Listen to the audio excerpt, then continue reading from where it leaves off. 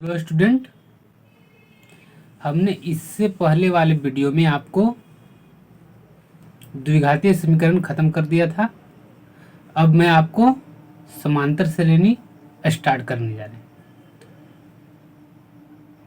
हमने इससे पहले वाले जितने चैप्टर खत्म किए हैं वो सारे के सारे एनसीईआरटी से था। ये भी चैप्टर जो खत्म होगा वो सारे के सारे क्वेश्चंस आंसर जो देंगे क्वेश्चन का वो सारे के सारे एनसीईआरटी से रहेगा। क्वेश्चन हम आंसर आपको यानी कि जो क्वेश्चन रहेगा उसको सॉल्यूशन देंगे, जो प्रश्न रहेगा उसको हल देंगे। तो पूरा के पूरा एनसीईआरटी के एक्सरसाइज से लेकर कॉन्सेप्ट जितना भी चीज है वो सभी के सभी एनसीईआरटी से रिलेटेड ही हैं। तो चलिए समांतर श्रेणी के बारे में पढ़ते हैं। समांतर श्रेणी क्या है? समांतर श्रेणी, उससे पहले हमें श्रेणी के बारे में जानना होगा। श्रेणी क्या है? वैसी संख्याएं जो एक निश्चित पैटर्न का अनुसरण करें उसे श्रेणी कहते हैं। एक निश्चित पैटर्न का अनुसरण करे, इसका मतलब क्या होता है? अनुसरण मतलब एक निश्चित पैटर्न के अनुसार चले, इसका मतलब क्या होता है? तो थ्योरी पार्ट ऐसे समझ में आपको नहीं आएगा, हम आपको एग्जाम्पल से समझाएंगे तो बहुत जल्दी समझ में आ जाएगा। जैसे एग्जाम्पल फर्स्ट है, तो फर्स्ट एग्जाम्पल हमने लिया है 3, 7, 11, 15, 19, यानी कि 3, 7, 11, 12, 9 है। ये ऐसे लिखा जा रहा है, बढ़ते जा रहा है आगे आगे, यानी कि ये एक क्रम में बढ़ते जा रहा है। अब इसे चेक करेंगे कि एक श्रेणी है या नहीं। तो श्रेणी कब होगा? जब एक निश्चित पैटर्न फॉलो करेगा। तो निश्चित पैटर्न फॉलो करेगा उसका मतलब क्या है? जैसे 3 है, 7 आया, 7 के बाद 11 आया, 11 के बाद 15 आया, 15 के बाद 19 आया। इसका मतलब 3 में जब 4 जोड़े तो 7 आया, 7 में जब 4 जोड़े तो 11 आया, 11 में जब 4 जोड़े तो 15 आया, 15 में जब 4 जोड़े तो 19 आया। ये ऐसा ही पैटर्न फॉलो कर रहा है। मतलब पहले वाला जो था उसमें हम 4 जोड़ दिए तो इसके बाद वाला आ गया, फिर पहले वाला जो था उसमें 4 जोड़ दिए। निश्चित पैटर्न है ना, मतलब 4 जोड़ते जा रहे हैं, आगे वाला संख्या आते जा रहा है। फिर इसमें अगर जो आप 4 जोड़ देंगे तो कितना आएगा? 23 आएगा। इसका मतलब हम लिखते चला जाएंगे, हमको पता चल गया कि 4 ही जोड़ना है, एक निश्चित पैटर्न पता चल गया। मतलब हमें इसके बाद वाला जो आते जाएगा उसमें 4 जोड़ते जाएंगे, आगे वाला आते जाएगा, आगे वाला आते जाएगा, एक निश्चित पैटर्न हो गया। ये उसी को हमने यहाँ पर लिखा है। क्या है? यहाँ प्रत्येक बाद वाले संख्या जो हम अभी बोले हैं वही लिख दिए हैं। पहले संख्या में 4 जोड़ने से प्राप्त हो रहा है, अतः यह श्रेणी है। श्रेणी है क्यों? क्योंकि एक पैटर्न फॉलो कर हमको पता चल गया। अब जैसे यहाँ पर रहता 3, यहाँ 12, 18, 19, 20, 30, 40, 50, 60, तो कैसे आप पता करेंगे कि अगला कौन आएगा? तो श्रेणी में जो है वो एक पैटर्न पता कर रहा है, जो कि हम आगे कौन संख्या आएगा वो पता कर पाएंगे। जैसे 19 है तो आगे क्या आएगा? मतलब ये 4 में सब जोड़े गया, सब 4 जुटते गया तो 19 में भी 4 जुटेगा, जो आ जाएगा वही संख्या है। लेकिन अगर जो जैसे तैसे दिया हुआ रहेगा तो इसे आप बना पाएंगे? नहीं बना पाएंगे। नहीं बना पाएंगे तो श्रेणी नहीं बनेगा। ये श्रेणी बनेगा मतलब जहाँ मन वहाँ तक ले जाइए, जितना टर्म तक। दूसरा एग्जाम्पल भी ले लिया है। दूसरा एग्जाम्पल है 3, 6, 12, 24। ये आपका दूसरा। अब जो एक श्रेणी बना है वो कैसे बना है उसको चेक कर। तो चेक करने के लिए हमें सारे जो दिया गया वो सारे के सारे को अध्ययन करेंगे। जो दिया गया है वो सब के अध्ययन करेंगे। कैसे अध्ययन करेंगे? देख रहे हैं 3 है, 6 है, तो यहाँ पर सोचेंगे 3 में क्या करते हैं, तो 6 आता है, 2 से गुना कर देते हैं, तो 3 में 2 से गुना के 6 आ गया। दूसरा 6 है 12 है, यहाँ भी हम सोचते हैं 6 के बाद 12 आया, 6 में क्या करते हैं तो 12 आता है, तो 6 में 2 से गुना कर देंगे तो 12। ओ यहाँ भी 2 से गुना किए तो 6 आया, और 6 में भी 2 से गुना किए तो 12 आया। अब फिर 2 से गुना कर रहे तो 24 आया, फिर 48, फिर 96। इसका मतलब पता चल गया कि जो पहले वाला है उसमें 2 को गुना करते हैं तो बाद वाला आ जाता है।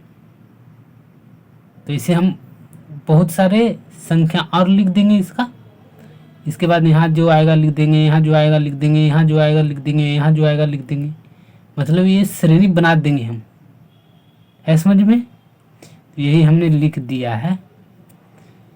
यहाँ प्रत्येक बाद वाले संख्या पहले वाले संख्या का 2 गुना है, बाद वाला है पहले वाला के 2 गुना है, अतः यह श्रेणी है समझ में? ये श्रेणी है। ये श्रेणी हमें पता चल गया, लेकिन हमें तो समांतर श्रेणी के बारे में भी जानना है। तो अब समांतर श्रेणी के बारे में जानेंगे। क्या जानेंगे? समांतर श्रेणी क्या होगा, यानी कि समांतर श्रेणी यदि किसी श्रेणी के 2 क्रमागत पदों का अंतर एक स्थिरांक हो। स्थिरांक मतलब जो चीज चेंज नहीं होता है, जो चेंज नहीं होगा उसको हम स्थिरांक कहते हैं, हो तो उसे समांतर श्रेणी कहते हैं। श्रेणी रहे, श्रेणी अभी हम आपको बताए हैं क्या होता है, और उस श्रेणी में क्रम के अनुसार 2 पदों का अंतर जो आए वो समान रहे। मतलब क्या, उसको हम समझते हैं। तो समझने के लिए श्रेणी है 3, 7, 11, 15, 19। कैसे चेक करेंगे? वो 3 है, 7 4 जोड़ दी, 7 में 4 जोड़े 11 आया, 11 में 4 जोड़े 15 आया, 15 में 4 जोड़े 19 आया। इसका मतलब ये श्रेणी है। अब श्रेणी है तो समांतर श्रेणी कब होगा? समांतर श्रेणी होगा मतलब कह रहा है कि क्रम के अनुसार 2 पद लें और उनका अंतर ज्ञात करें। अगर जो अंतर सेम आता ही है तो उसे हम समांतर श्रेणी कहेंगे। तो अब देखते हैं यहाँ अंतर, उसका अंतर देख लिए। 8 - 7 ये कहाँ से लेके चला है? 8 - 7 इसमें दिया हुआ भी नहीं है, हम यहाँ पे मान लिए हैं 8 - 7। 8 को कर दिए दूसरा पद, 7 के कर दिए हैं पहला पद। पहला पद माइनस दूसरा पद करेंगे। कैसे पहला पद हम माइनस दूसरा पद करेंगे? पहला पद पहले जो आएगा उसको पहला पद, बाद में जो आएगा उसको दूसरा पद, यहाँ तीसरा पद, ये चौथा पद, पांचवा पद। अब ये सारे के सारे पैटर्न दिया हुआ है, तो इसको समांतर श्रेणी चेक करने के लिए 2 गो उठा लेते हैं। कोई भी 2 गो उठा ले, ये दोनों उठा ले, ये दोनों उठा ले।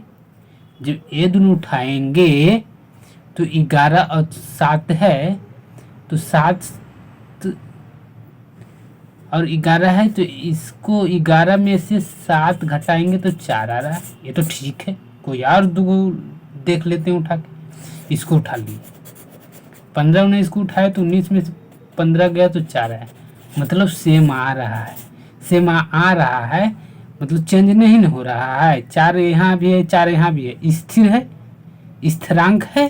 जब स्थिरांक है तो क्या है कि ये जो श्रेणी दिया हुआ है वो समांतर श्रेणी है समझ में? लेकिन एग्जाम्पल में हम बताए थे श्रेणी में ही दूसरा 3, 6, 12 ये है, इसको देख लेते हैं। और 24 ये होगा या नहीं, इसको करते हैं दूसरा पद से पहला पद, मतलब 6 से 3 गया तो 3 आया, 12 से 6 गया तो 6 आया, नहीं है। ये 3 और ये 6, यहाँ भी 3 आना चाहिए, स्थिर रहना चाहिए, चेंज नहीं होना चाहिए सर्वांतर। इसलिए ये जो है वो समांतर श्रेणी नहीं होगा। अब आते हैं सर्वांतर। सर्वांतर क्या होता है समांतर श्रेणी में, जिसको डी से भी सूचित करते हैं। तो हमने यहाँ पर सार्वअंतर के बारे में लिखा है। सार्वअंतर क्या है? सार्वअंतर मतलब किसी समांतर श्रेणी का अंतर उसके किसी भी दो क्रमागत संख्याओं का बीच के अंतर होता है। अभी हम बताए थे पहले 3, 7, 11, 15, 19 में जब दुगो को लिए और घटाए तो घटाने के बाद जो आया है वही सर्वांतर, वही यहाँ पे हम लिख दिए पूरा जो है डिटेल में लिखा हुआ, आप लिख सकते हैं अपने कॉपी में। चलिए थोड़ा डिटेल्स में भी पढ़ लेते हैं सर्वांतर। तो कह रहा है कि सार्वअंतर ज्ञात करने के लिए सदैव, सदैव मतलब समझते हैं ना, हमेशा बाद वाले पद से ठीक पहले वाले पद को घटाएंगे। ये क्या बोला, अच्छा से देख लो। कह रहा है बाद वाले पद से ठीक पहले वाले पद को घटाएंगे। जैसे यहाँ है 5 है, 8 है, 11 है, 14 है। इसको सर्वांतर ज्ञात कैसे करेंगे? मतलब बाद वाले पद दुगो ले लिए हैं, दुगो है तो बाद वाले 8 है, पहले वाले 5 है। 8 से 5 गया, क्या आया? 3 आया। 11 से 8 जाएगा कितना? 3 आएगा। 14 से 11 कितना? 3 आएगा। यानी कि पूरा के पूरा कितना? 3 आया है। उसी तरह से है 2, 6, 10 और 14।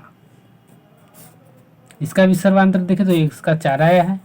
उसी तरह से आप इसका भी देख सकते हैं तो इसका भी 0 आया है। 3, 3, 3, 3 ये भी समांतर श्रेणी में है, एपी में है। समांतर श्रेणी को इंग्लिश में बोलते हैं एपी, एज फॉर अर्थमेटिक और पी फॉर प्रोग्रेशन। प्रोग्रेशन कहते हैं इंग्लिश में श्रेणी को, अर्थमेटिक मतलब हो गया समांतर। अब यहाँ 0 आ गया। इसके बाद यहाँ भी घटाए, ये भी श्रेणी में है, समांतर श्रेणी में है। पूरा देखें तो -5 आ गया, मतलब माइनस में ऋणात्मक में भी आ गया, 0 में भी आ गया और धनात्मक में भी आ गया। तो यही हम यहाँ लिख दिए। अतः सर्वांतर 0 धनात्मक ऋणात्मक हो सकता। अब इसके बाद वाले जो वीडियो आएगा उसमें हम आपको कुछ क्वेश्चन कराएंगे।